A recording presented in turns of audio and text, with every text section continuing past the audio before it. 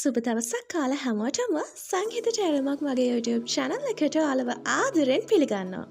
අද අපි කතා කරන්න යන්නේ මනස එක්ක කතා කරලා කොහොමද අපි ප්‍රශ්න වලට උත්තර හොයන්නේ කියලා. අපි බලමු කවුද මේ මනස කියන්නේ කියලා.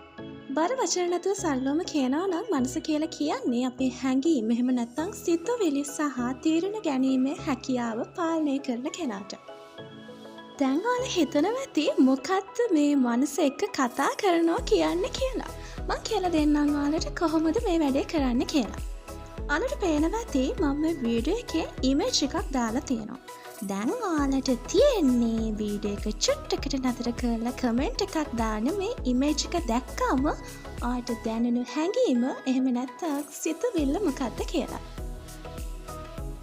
ඕකේ මං හිතනවා වීඩියෝ එක නතර කරලා ඔයාලට කමෙන්ට් එකක් අනිවාර්යෙන්ම දාන්න ඇති කියලා.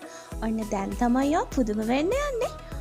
මේ ඉමේජ් එක බලලා ඔයාගේ මනසින් අහුවා නේද මේකට දාන්න ඕනේ කමෙන්ට් එක මොකක්ද කියලා. අනේ ඒකට තමයි ළමයිනේ අපි මනස එක්ක කතා කරනවා කියලා කියන්නේ. දැන් ඔයාට තේරුණාද අපි නොදැනුවත්වම මනස එක්ක හැම වෙලේම කතා කරනවා කියලා. අපි කරන්න ඕනේ මනස අපිව පාලනය කරන එක නවත්තලා මනස පාලනය අපි අතට ගන්න එක.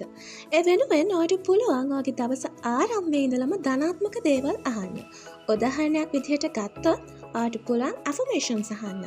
කාලයත් එක්ක ඔයාගේ මනස නිකම්ම මේ දේවල් වලට පුහුණු වෙනවා.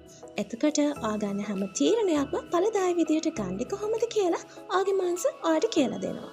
ඉතින් මේ ක්‍රමයෙන් ඔයාට පුළුවන් ඔයාගේ ප්‍රශ්න වලට ධනාත්මකව මුහුණ දෙන්න.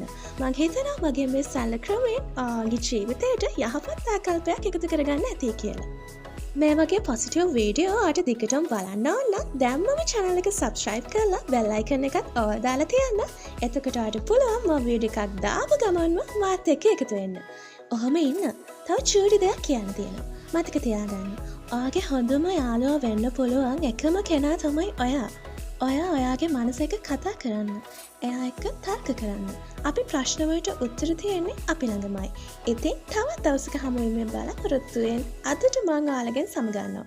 ඒ වගේම අලුත් විදියට හිතන ලස්සන මනසක් කාටත් ලැබෙන්න කියලා මම හදවතින්ම ප්‍රාර්ථනා කරනවා.